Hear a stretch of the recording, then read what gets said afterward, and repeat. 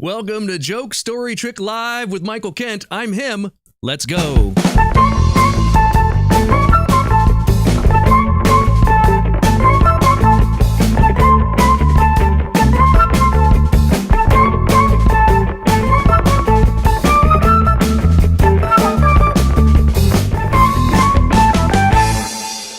Welcome back, everyone.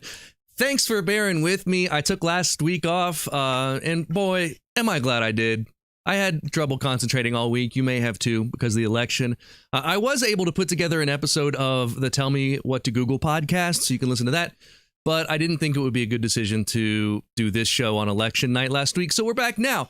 And we are nearing the home stretch of the season. A quick programming note. I am going to break for the holidays after next week's show. So next week's show will be the season finale of this run of live Joke, Story, Trick live shows, and we'll pick up again in the new year. So we're going to call that season 2, or maybe we'll call it season 3. I don't know. I've already got some heavy hitter guests booked for that. I'm super excited. And in the chat, Cameron Zvara says, election was only a week ago. For real. What's up, Mark DiTullio? Mark. And we've got Mitch. Money making Mitch. And Andrew.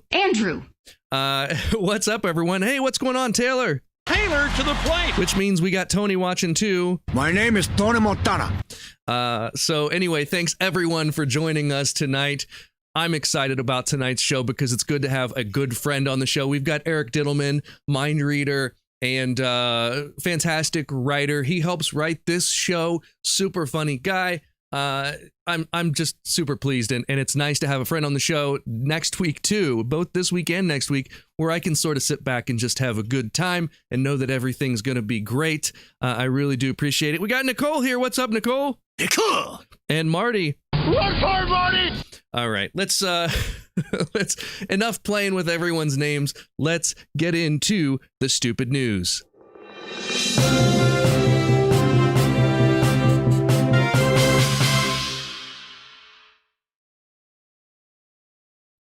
In Bali, a college has decided to start accepting coconuts as tuition. So you better start growing coconut trees now, millennials, because you'll be owing about 30,000 of them. A woman in India had her husband arrested because he had been hiding his baldness with a wig. The woman became suspicious when she saw they had been spending $20 a month on Elmer's glue. USA Today has issued a fact check that, despite claims from right-wing Facebook pages, Lady Gaga is not, in fact, a witch. But if she was, I bet her magic spell words over the cauldron would be ra-ra-ah-ah-ah, ro-ma, ro-ma-ma. Scientists have printed a 3D microscopic Star Trek spaceship that can move by itself. Cool. Now do the episode where Captain Kirk ends coronavirus. Please, why are we spending our time making 3D printing baby spaceships? I bet all the Trekkie nerds were like, excuse me, the size ratio of the main bridge to propulsion tubes is completely wrong. And finally, on a beach in Libya, a shark washed up after being stabbed by a swordfish.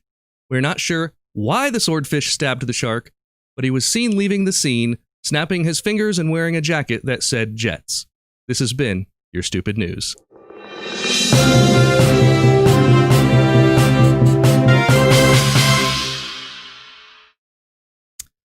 Oh, Nicole says, LOL glue.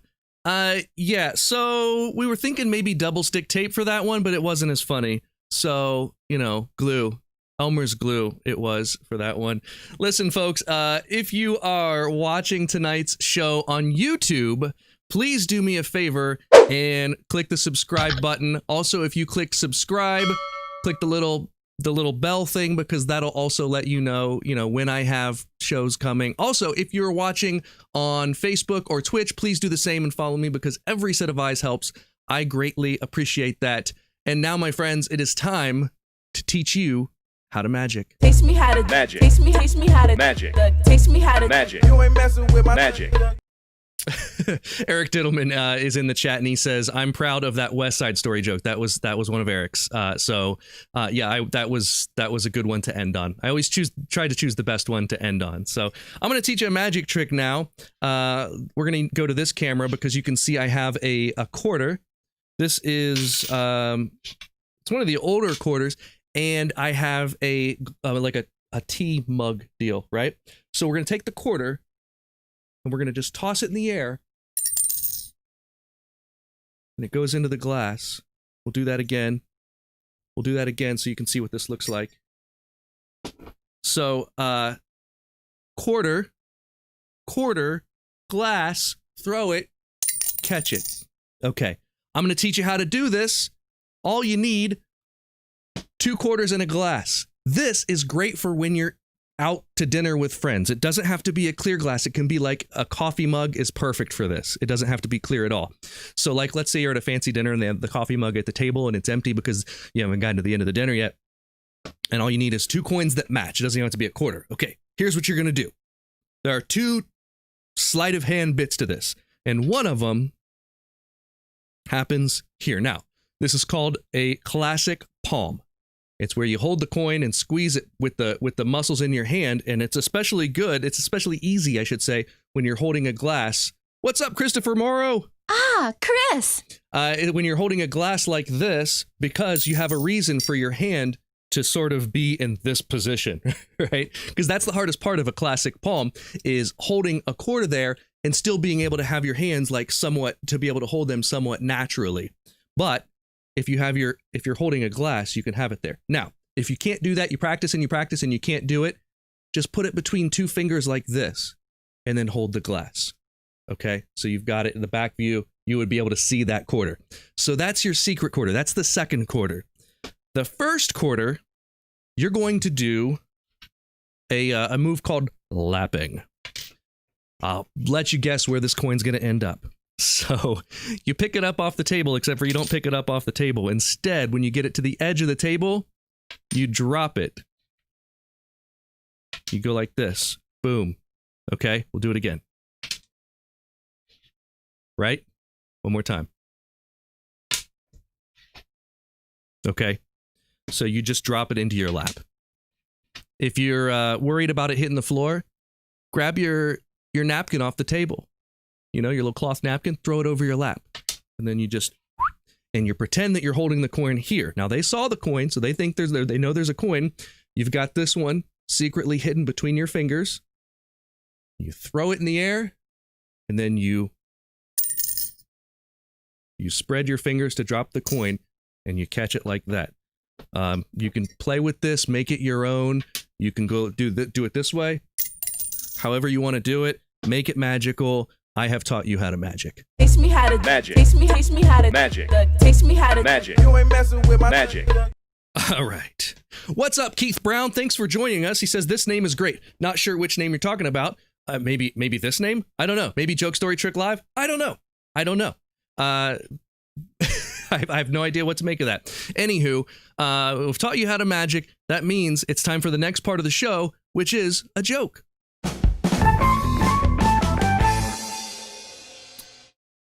While on a road trip, an elderly couple stopped at a roadside restaurant for lunch. After finishing their meal, they left the restaurant and resumed their trip. When leaving, the elderly woman unknowingly left her eyeglasses on the table back at the restaurant. She didn't miss them until they'd been driving for about 40 minutes. By then, to add to the aggravation, they had to travel quite a distance before they could find a place to turn around in order to return to the restaurant to retrieve her glasses. All the way back, the elderly husband became the classic grouchy old man. He fussed and complained and scolded his wife relentlessly during the entire return drive. The more he chided her, the more agitated he became. He just wouldn't let up for a single minute. To her relief, they finally arrived at the restaurant. As the woman got out of the car and hurried inside to retrieve her glasses, the angry old husband yelled to her, "Hurry up and get your glasses. And while you're in there, you might as well get my hat and the credit card too." Oh my God, that's horrible. Ridiculous. So I wanted your jokes on the show this week, but we didn't get any this week for some reason. I got literally 0 jokes. So to that I say, or I just say, You lose! Good day, sir! but if you would like to submit jokes, please do that for next week. Like I said, it's the season finale. It's your last chance of the year to submit jokes. You can do so at michaelkentlive.com/jokes. And like I said, man, that'll put them on the show. I would love to read your jokes, or just give them to me on Facebook or something. That's totally fine. But now is the time to choose a completely random joke from one of my old joke books. So let's bring up the wheel of joke books. These are all joke books. And I got a new joke book, a new old joke book, and I haven't added it to the wheel. So for next week, we will have the new joke book on the wheel. Let's spin it.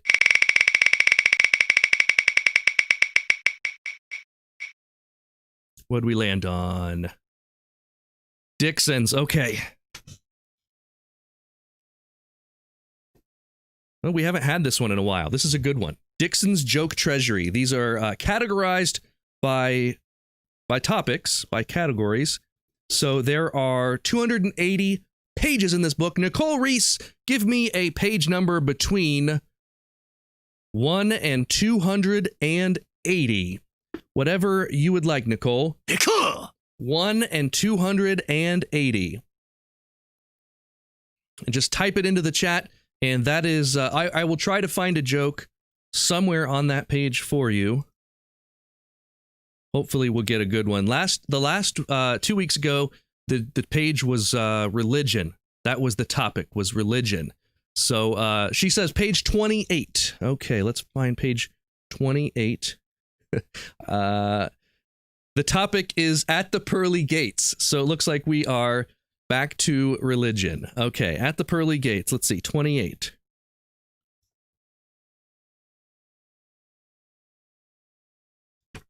That one starts on the... Okay. We'll start this one on 27.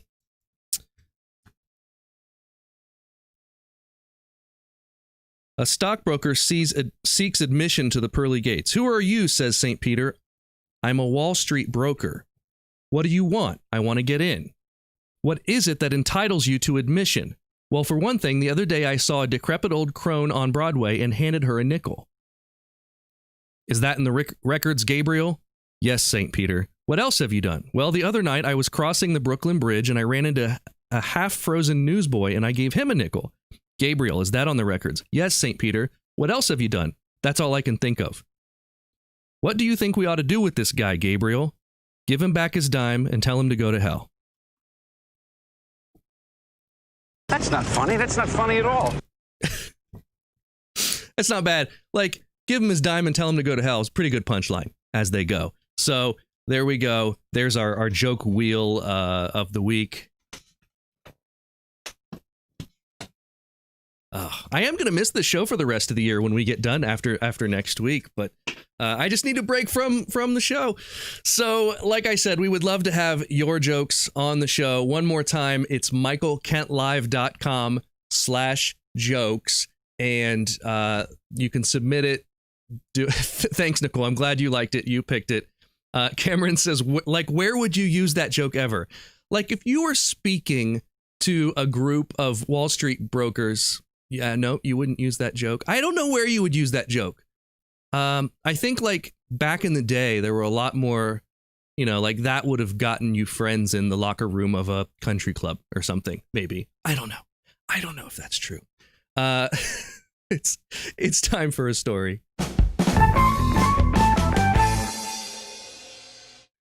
Tonight's guest, in addition to being one of my close personal friends, is one of the top touring mind readers in the country, and he's racked up numerous television appearances, including America's Got Talent, Ellen, Penn and Teller Fool Us, and more. He's also an established writer and editor, and I'm excited to have him on the show. Everyone, please, let's welcome Eric Dittelman. What is going on, Mr. Dittelman? Hey, how's it going? Thanks for having me. Good to see you, man. And I told people in the pre-show party tonight, it's so good to have someone that's got like top-notch sound and lighting and video and everything. You do this professionally like I do, so it's a no-brainer that you're gonna come with it. Yeah, we're all adjusting to these virtual shows, and it's weird being on this show because helping you write jokes for it. I feel like maybe you're just running out of guests, and you're like, I got to book one of my writers now. Yeah, bottom of the barrel. Huh? No, I was super excited to have you on. We've been talking about getting you on here, and you're not just a mind reader. You're also a comedian. You have studied at UCB, correct? UCB. I got my start kind of well back in before I joined any theaters. It was back in middle school, running like the improv department at the little after school club. Did that through high school, but then officially started with like Improv Boston. Did a little Second City, and then UCB. Yeah. So you have a pedigree that goes well beyond just reading minds. Now, when you're a mind reader, but did you start with magic like a lot of mind readers do? Yeah, at a young age, card tricks and just trying stuff on my folks and anyone who would watch. Just got the Encyclopedia Magic and just wanted to learn and try things out. Did you perform as a magician before you performed as a mentalist?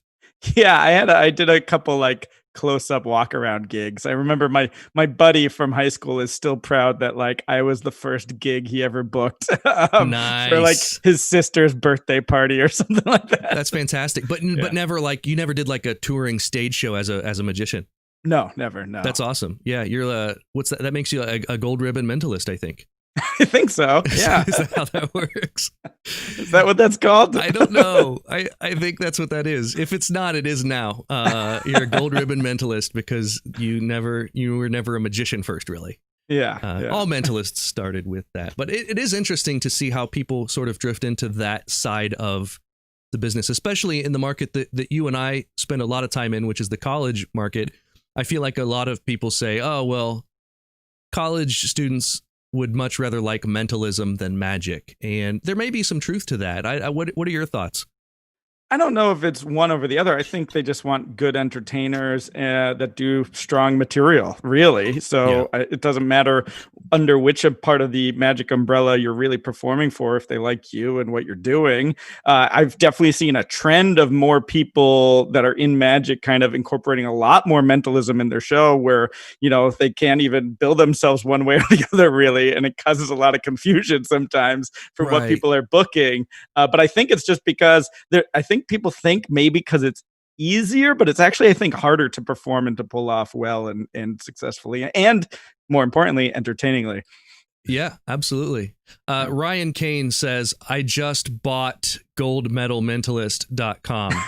So there we go. And Josh says, I saw a magician, a mentalist when I was in college. The magician was forgettable. The mentalist was Chris Carter. Good so friends. Obviously not forgettable. And whenever I have I'm one of these people that I don't really like it when magicians do mentalism or mentalists do magic. I have a thing about that. So, but that said, there are several bits of mentalism in my show. Mm-hmm. I just try to make it so that they don't seem like mentalism to the audience, because I think it's weird for me to pretend. Yeah, it's absolutely weird for me to do comedy magic and then say, oh, by the way, I can read minds. It's goofy. Yeah. So whenever I am working on a mentalist bit, the two people I've called are you and Chris Carter to say like, hey, how would you go about doing this? And you guys have been awesome. Phil Deutsch wants to know, what's your absolute favorite trick, illusion, or mentalism to do via Zoom today? Well, I might be performing one later. Okay, we'll do one. We'll do one maybe later on the show, and that'd be good. I also saw my buddy Jim Spinato's in the chat. Just want to say hi to him. What's up, Jim Spinato? Yeah. I don't know, Cameron, what that means, but I'm not going to say it out loud. But we can read it on the chat. I'm not following the chat yet. Hold on. Well, I've got all the chats from Twitch and Facebook and YouTube all on one thing here, so that's why I'm able to pull them up here. Gotcha. I see it. All right, cool. That is a good think tank, Eric and Chris. Yeah, it is. I'm lucky to have friends that know what they're doing when it comes to mentalism. Well, I brought you on the show to tell us a story, and I'm super excited because I do know of the story, but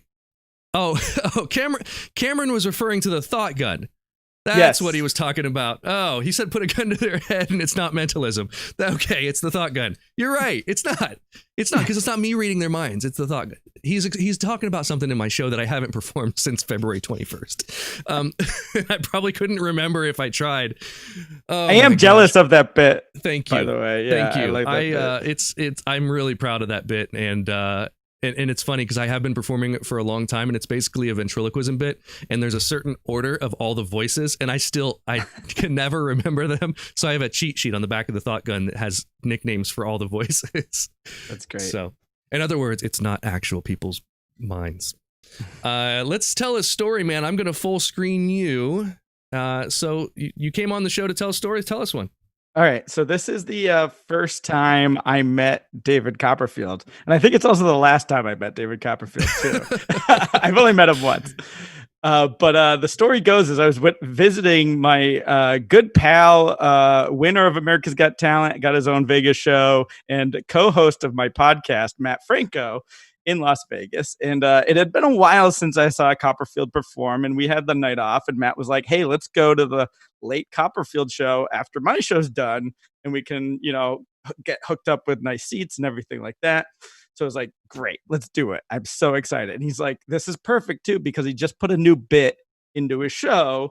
I don't know if you've seen Copperfield show, but there's an alien in it. And then there's this huge piece where a UFO appears, and he had just put that into his show for the first time, very recently, within a week or so. So I was like, great, I haven't seen any of it. I'm excited to see all of it. Let's go. So he calls up Copperfield's right-hand man, Chris Kenner. We get, nice seats and everything. We get to the theater. We meet up with Kenner. Kenner's like, I can't stay. I got to run. I think Copperfield just bought his mansion. So he had to figure Furnish out some AV stuff. Yeah. Okay. That's what Kenner does. Right. So I was like, great, Matt, I'll go to the bar. Do you want anything? I'm going to get one of these novelty magic themed cocktails. Yeah, he's got his own have. Bar outside of the theater with all David Copperfield themed drinks. Yeah, exactly. Yeah. So I got the Illusionarium or whatever it was called, but it was this tall novelty drink. And I go, great, let's watch the show. So I'm watching the show with Matt, and we're kind of placed where we think we're supposed to be because we're magicians. I don't know if he wants us in certain spots not to see anything or whatever, just VIP seats. It was very cool to see him live on stage. But then about halfway through the show, I realize I gotta use the restroom because I drank that huge, tall the Illusionarium drink. Right. So I'm like, Matt, I'm gonna have to get up in the middle of the show and take care of this, and I'll be back. And he's like, Matt just starts shaking his head at me, and he's like, he's gonna know. He's gonna know. He's like, when I do my Vegas show, this is Matt talking, he's like, I see when everyone gets up and leaves. And in fact, Copperfield has moments in his show where people get up to go to the bathroom, and he follows them across the stage to kind of shame people from not going. Right. So I'm like, great, I'll hold it. It's halfway through the show. Perfect. So I'm watching the show some more. And then he does his famous floating rose illusion. And I'm like, damn, I should have gone then. I've seen that 1,000 times. Yeah. But then he starts this alien bit, and I'm like, okay, cool. Maybe as soon as he's done with this, I can go. But I don't realize this alien bit is a big chunk of the show. It is at least 30 minutes long, this chunk of the show. Yeah. So I go, Matt, I'm about to burst. I can't go. Can't hold it anymore. I run out of the seat, run out of the theater. The bathrooms are not close at all. I'm running down the hall, piss like a racehorse, which I don't know if that's as fast as they run or as fast as they piss. Anyway, but I run back, and I get back to the theater, and the usher stops me right at the curtain. And they're like, we can't let you in right now. And I'm like, okay, what? And they kind of peek their head into the curtain. And then they peek their head, and they're okay, you can go now. I was like, what just happened? And I sit down next to Matt, and he's just looking at me and just shaking his head. Just shaking his head. And I'm like, why wouldn't they let me in? He goes, they wouldn't let you in because there was a giant UFO floating over the audience. You missed it. And I can't believe you missed the UFO.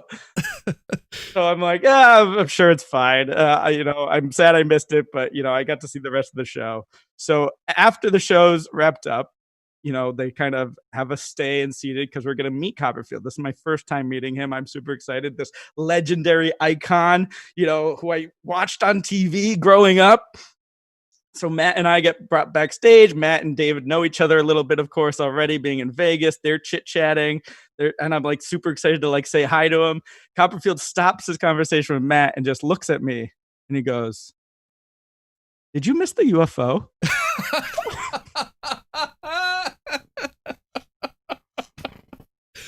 And I go, "More reason to come see the show again." Oh. Yeah. No, that is amazing. Oh, first words out of this legend's mouth is shaming me. And in fact, I have a bunch of stories where I just embarrass myself in front of all the magic legends. So that's amazing. One at a time. To it. So did you miss the UFO? And I still haven't seen it. But you need to see it. It's good. It's real good. It's been an ongoing thing now where I go to see shows in Vegas and I still make the mistake of getting a large cocktail novelty cup and have to get up in the middle of the show. And whenever I'm with Eric. Matt, he just is so upset. Ryan Kane said he just bought YesIMissedTheUFO.com. So oh, that's so good, man. And after having done your show, when you do the same show a long time, you do witness things in the audience. You become hypersensitive to all these things where you maybe wouldn't be able to do those if it was the first time you do that. Christopher Morrow says you need a catheter. So that's one way to meet your friends, to meet your magic legends. Then Copperfield would meet you and say, "Is that a bag on your leg?" Well, didn't you do a tell me what to Google episode on those astronaut diapers? I did, yeah. We did an episode about those. So maybe you just wear a diaper whenever you meet your legends. We have some legends in the chat tonight. We've got Jim Spinato, we've got Christopher Morrow, and now we've got Ken Weber. And Ken says, "Nah, it's just like all the other UFOs." So if you maybe go over to Jersey, I feel like people in Jersey always see UFOs. Is that a thing? Didn't they just see a UFO in Jersey and determine it was the Goodyear blimp? Well, if you can't identify it, it's a UFO. So. What's up, Allie Marconi? She's here as well, and she's being gross, so that's cool. That's really good. Man, yeah, she's like, she must have just tuned in and heard me saying to you need a catheter. So this is gonna live on the internet forever, right? That's right. Yeah, okay, great. Yeah, we're just long enough for Copperfield to see it and ask for it to be taken down. That's an amazing story. Do you have a joke for us tonight? Well, I was freaking out a little bit when you started reading from the book because I was going to tell either a short joke or a long joke. And the long joke actually also takes place at the pearly gates. Okay. So I was totally afraid you were going to tell that same joke. Oh, but so many pearly gates jokes. I think we're fine. Do you want the short one or the long one? I kind of want the long one. Okay, great.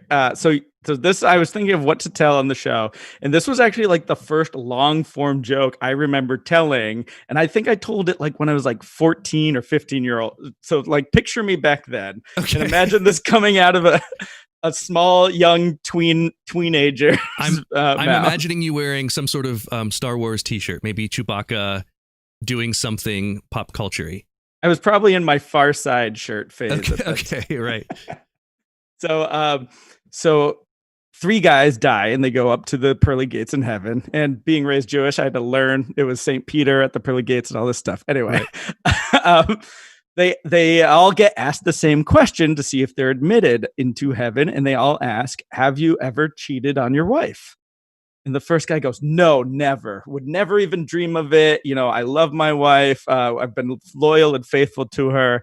And they're like, "Great, checks out. Here's the keys to a Rolls Royce." Goes around to drive around in heaven. Wonderful car, top of the line.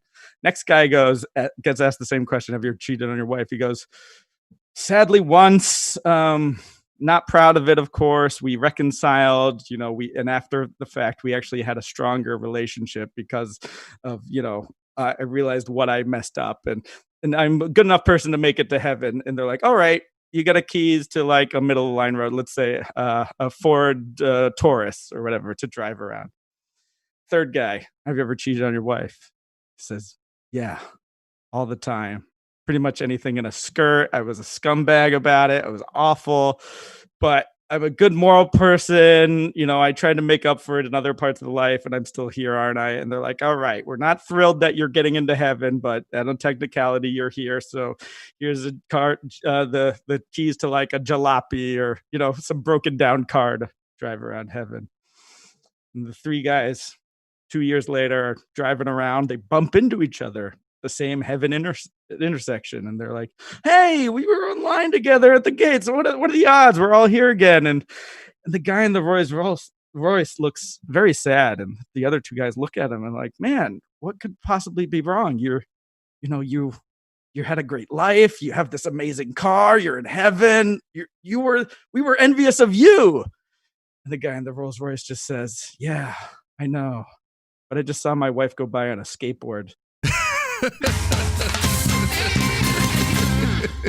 And that's a 15-year-old telling that joke. As you're talking about this guy saying, oh yeah, but we reconciled, I'm like, a 14, 15-year-old telling that joke is hilarious. That makes it so much better. Oh, and the chat loves it as well. We really appreciate that, man. Now, I'm super excited about this because you told me earlier in the week, you said, I want to do a trick on your show, but I don't know what I'm going to pick. Did you settle on something? I'm not sure, actually. I think I could do something for you. Okay. But as a mentalist, obviously you need minds to read. But let's try this. All right, we're gonna try this with you and actually everyone in the chat as well. Okay. So I want you to imagine a bunch of animals in front of me. By the way, this is my first time doing this. If it messes up, boy, oh boy. Still counts. I want you to imagine there's a bunch of animals. You've got a canary, a elephant, a parrot, a tiger, a rabbit, a zebra. Just choose one of the four-legged ones in your mind. Got it. You got it? Great. Now, if you chose one towards the beginning of the alphabet that starts with a letter at the beginning of the alphabet, choose another four-legged one at the opposite end of the alphabet. Do you have one?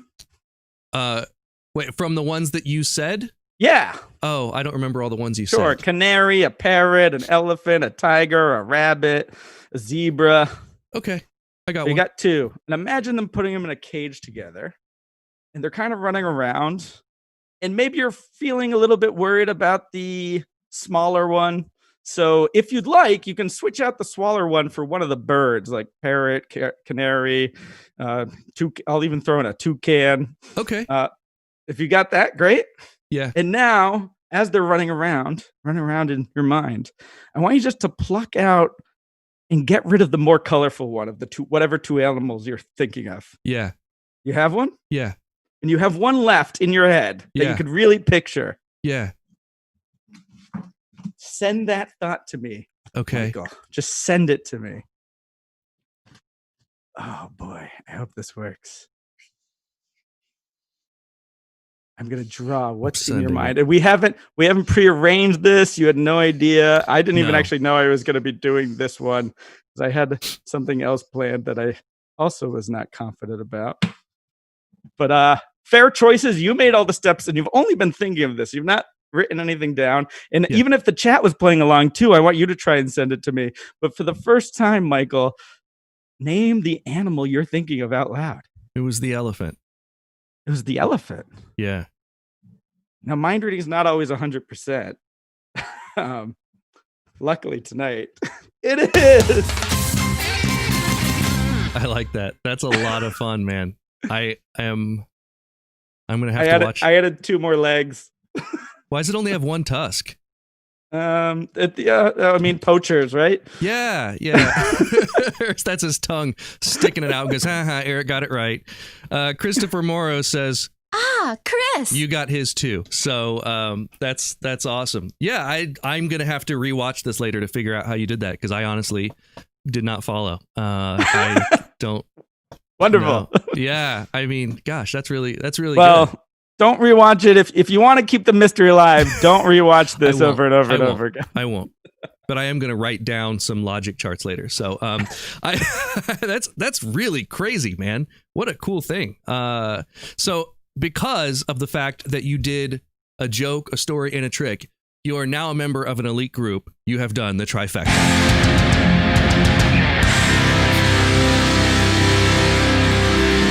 Yes. And we did it. Your name will live on in perpetuity in the credits of this show.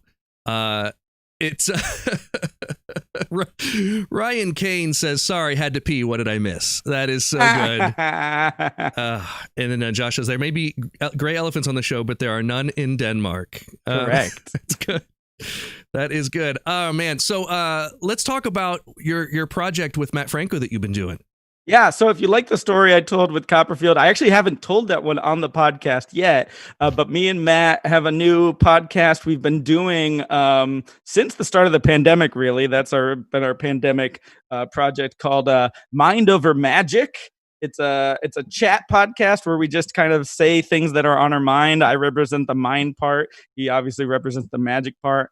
But you don't have to just be a magician to listen. I mean, obviously magic comes up quite frequently because we're both in that performance space, and that's constantly on our minds. But we talk about things. I mean, we had a whole bunch of episodes kind of where Cobra Kai seeped in because we're big fans of pop culture and other things. And you've been a guest on the show as well.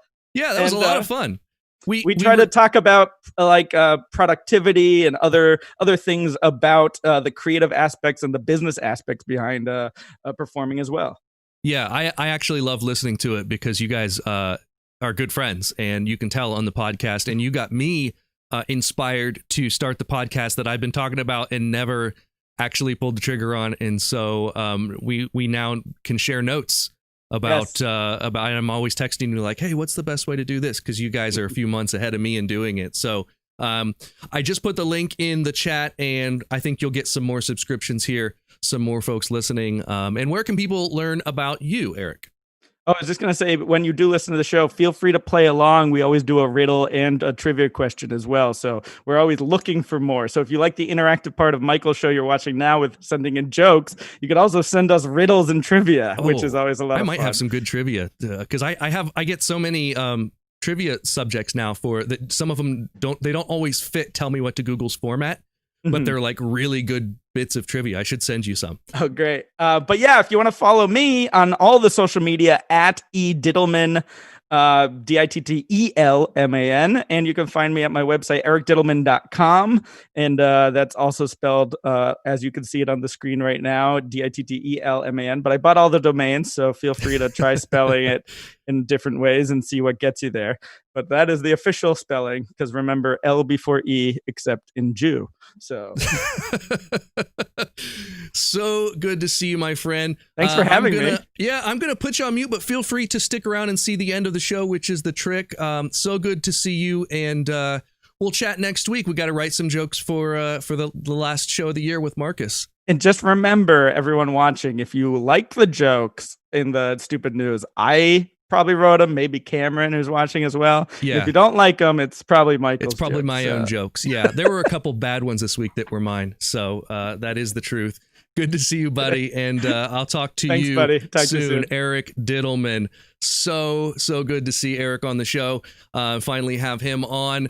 I just want to say that this show is kept alive from my Patreon sponsors. I really do appreciate it. We do have some Patreon sponsors watching. You can join for as little as $1 a month on Patreon. It's patreon.com/Michael Kent. There are 3 different levels. There's $1, $5, and $10. And at the $10 a month, you can actually watch magic shows that no one else gets to see me do except for the private groups. I did one today. I call it the Private Show Peek-In, where you can watch shows that I'm doing for other groups. You don't ever miss one. So it's just about time for the end of the show. And I do want to thank everyone for tuning in tonight. It's time for a trick.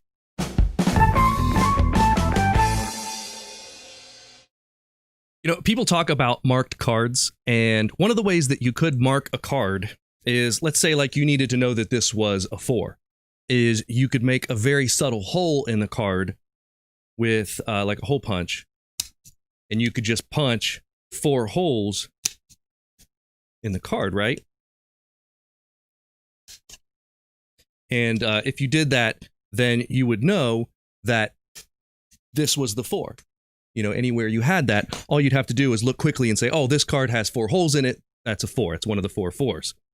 But the problem with this is this, if this is somewhere in the middle of the deck and someone draws it, like they can see that. If you're holding it, pretty much people are going to see that. So what you would need to do is somehow obscure these holes by your hand. And you'd have to do that by like making them all sort of in the same spot. So you'd have to take one of these holes, like this one here, you'd have to take it to a new spot on the card. If it was on a new spot on the card, then you could hide it with your hand. You see, like this one down here, they would see that. But if you put that hole up here, they wouldn't be able to see it because you could cover that with your hand. In this one, we could move over a little bit, right? If we just took it to a new spot. Now you could hold the whole card like this, and then that way you know it's the 4, but no one else knows that you can count the holes and you know that it's a 4. The problem with this, of course, is when this goes back in the deck, you don't know which corner to grab, and so it's easiest if we start back in the beginning with all 4 holes on the corners. And that, my friends, is tonight's show. Next week is the season finale of our live series of Joke, Story, Trick. You don't want to miss it. We've got Marcus Monroe on the show. We'll see you then.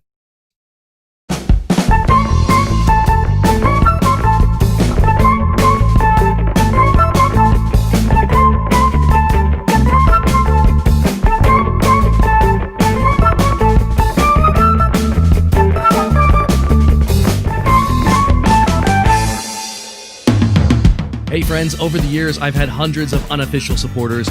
Now, you can make it official. Join my Patreon, 4 different levels, tons of exclusive benefits, access, behind the scenes, backstage video, access to shows that you normally wouldn't get to see, producer support, credits, shout-outs, VIP events, everything you can think of. And you can join for as little as $1 a month. So thank you in advance for your support. I love all of you.